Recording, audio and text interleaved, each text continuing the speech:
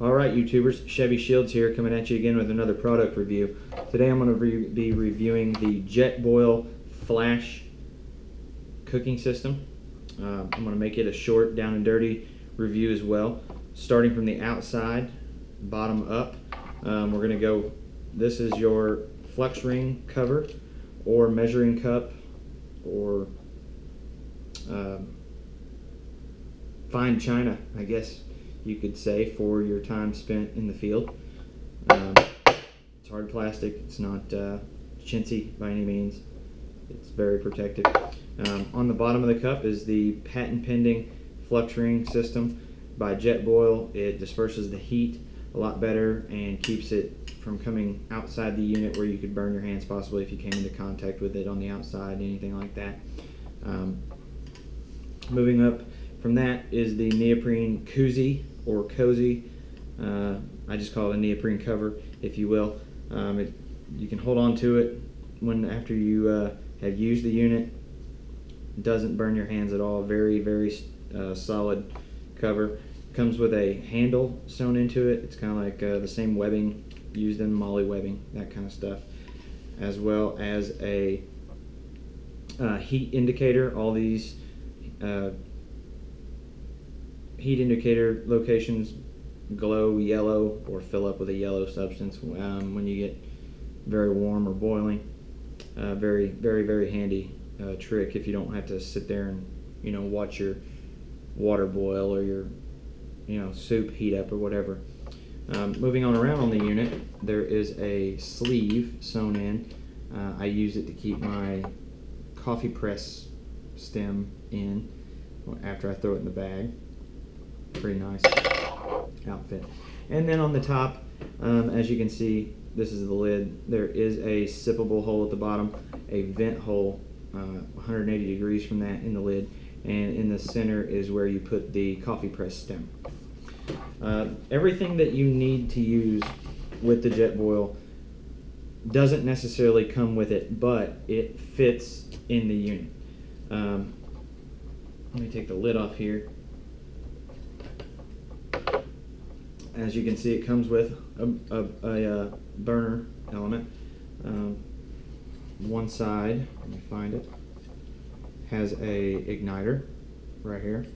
Just press that and you have ignition. Alright, moving on from that is the gas valve. Just turn this little knob, flips down and up. You just turn it like you would any other gas knob, just like that. Alright, set that aside. This is a fuel canister stabilization device. Just fold all the legs out, set your fuel canister in it. The only thing that does not come supplied with your JetBoil is a fuel source. You have to buy that separately. But it is a isobutane propane fuel mix.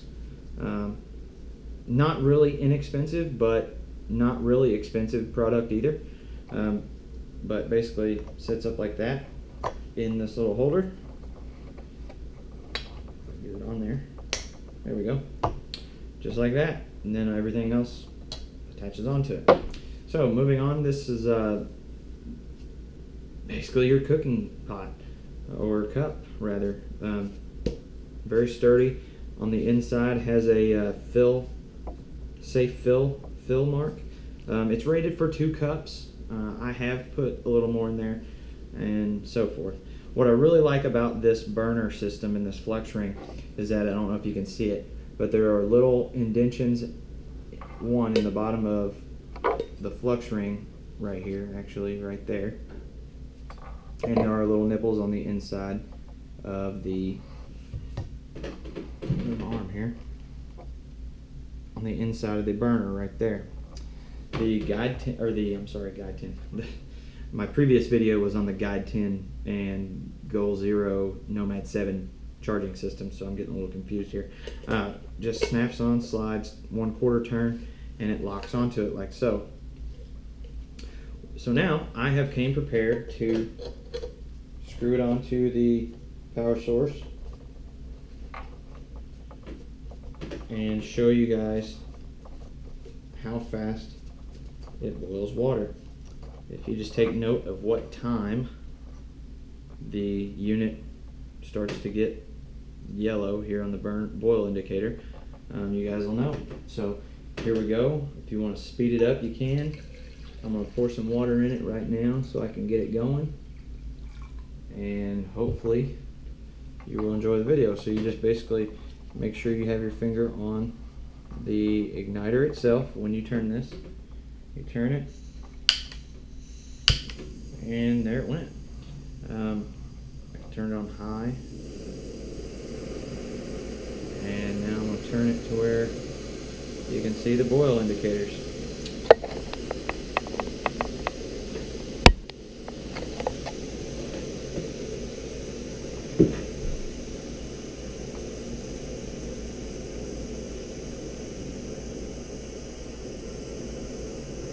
And notice I can have my hands, right here on it. Is there a little heat coming off? Absolutely. Is there enough to melt the side of a tent? Or, will it burn your hand if you stick it right on it? I'm sure it would be a little warm. I do not, however, recommend doing that, obviously for safety concerns. But if, you set it up on the tailgate of your truck, or, right on the ground next to your tent, and you can kind of hang in half in your tent and half out, I don't think it would melt anything in there at all. Another thing, while this is kind of heating up, remember to keep an eye on the time. Something I purchased separately was the coffee press. I cannot go to the field without coffee, and I know you can't see it because I don't have it up there yet. There's already steam coming off of the unit right now. Anyway, so I purchased the coffee press. It is no more than like a French press with a screen. You basically boil your water like we're doing right now. Once your water begins to boil, and it hasn't yet. Oh, there goes the heat indicators. As you can see, they're starting to get yellow right there. Basically, you let your water come to a boil, turn it off, pour your coffee grounds in it, and then let it sit for 1-2 minutes, and then whenever, let me see if I got enough time to do this, take your lid, from the top of the lid down, just thread your stem through it, thread your stem onto your coffee press screen, like so, and I will adjust this again. There we go. Yep, you can see it starting to steam. Hasn't really started to boil yet. That right there is probably about the heat you would want maybe a soup or something if you were out in really cold weather. That kind of thing.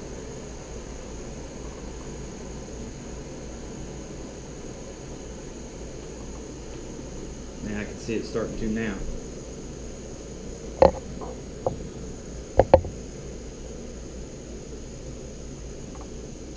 Oh yeah, we're boiling now. And I'm going to go ahead and start turning the... I don't know if you can hear that or not, but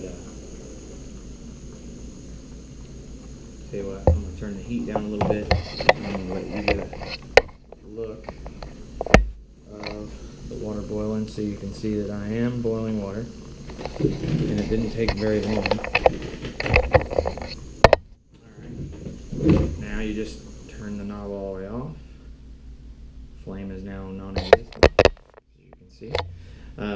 After you've let it cool, I'm not going to let it cool too much right now just because it's only for instructional purposes. Take your coffee press, take your lid, put your lid on there, like so. Once your lid and your coffee press is on, you literally put your finger on the top of the coffee press stem and slowly push down. Does there get to be a few grounds in your coffee? Yes, it does. It's not perfect. It's not a filter in a coffee pot from a Mr. Coffee maker at home. And in all honesty, who cares? You're in the field.